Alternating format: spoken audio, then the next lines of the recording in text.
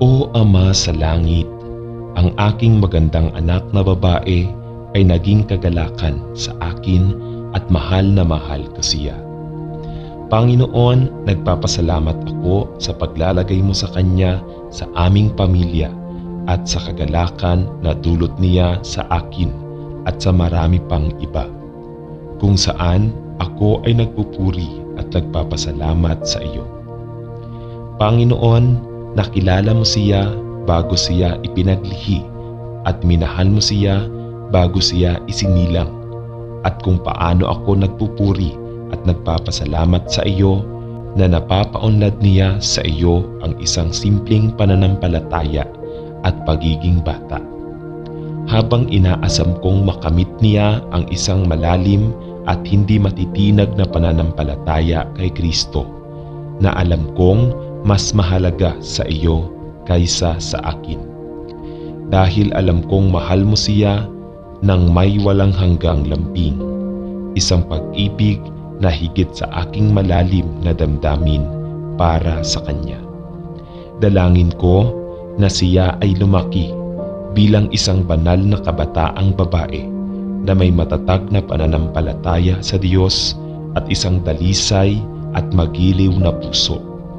Naway lumago siya sa biyaya at magkaroon ng integridad, katapatan at kahinahunan, na may pusong mahabagin sa iba na lubhang kaakit-akit sa isang dalaga ng Diyos. Ipinagdarasal ko ang kanyang proteksyon mula sa mga naghahangad na madungisan ang kanyang kagandahan sa lalong pagkalugmok sa mundong ito.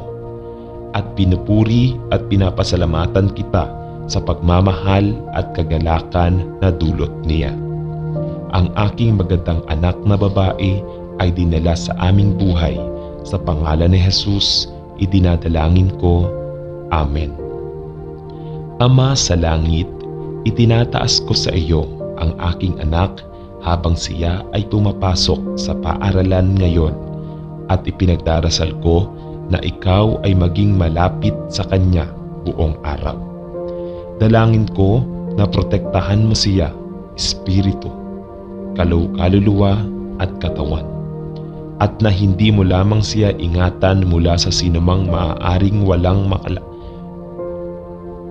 malasakit, walang pag-iisip o pabaya sa kanya, kundi pati na rin ang mga taong dadalhin ng Diyos sa kanyang buhay, mabubuting kaibigan na susuporta sa kanya, at sa mga gurong humihikayat at nag-aalaga sa kanya at patas sa kanilang disiplina at pagsasanay.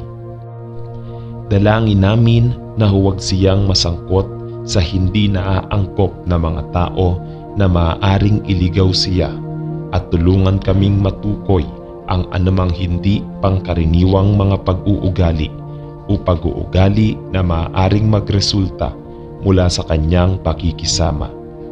Kayang lutasin ang anumang problema sa paaralan bago pa ito maging tunay na problema.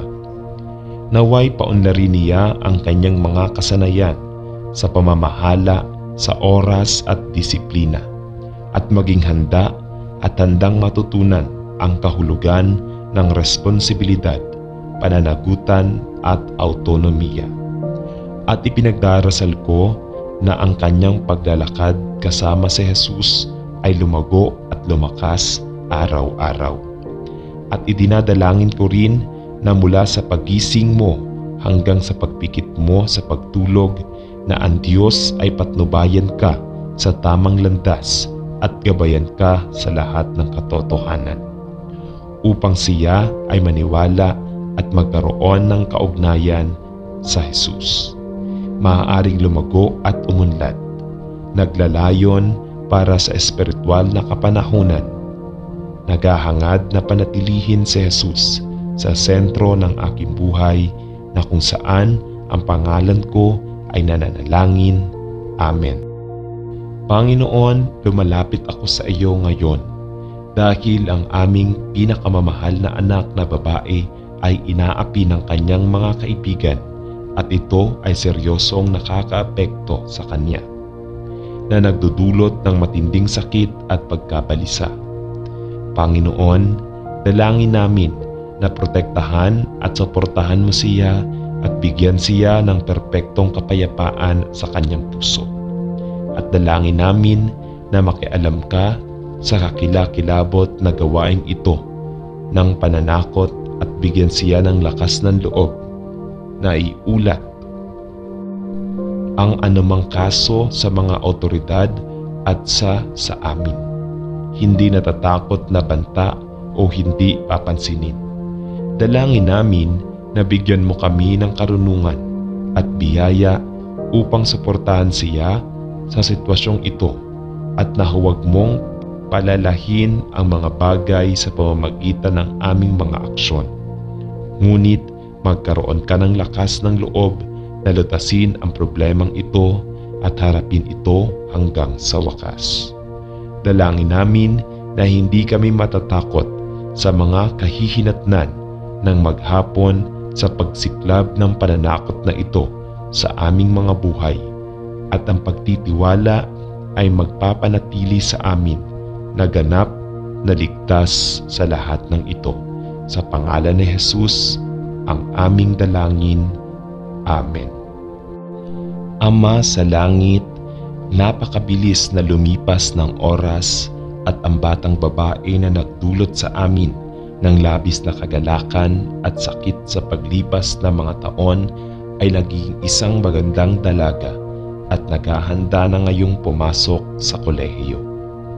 Ama, ipinagtatagubilin ko ang aking anak sa iyong mga kamay at humihingi ng iyong biyaya, patnubay at proteksyon para sa aking puso at isipan habang ginagawa ko ang susunod na mahalagang hakbang sa aking paglalakbay sa buhay.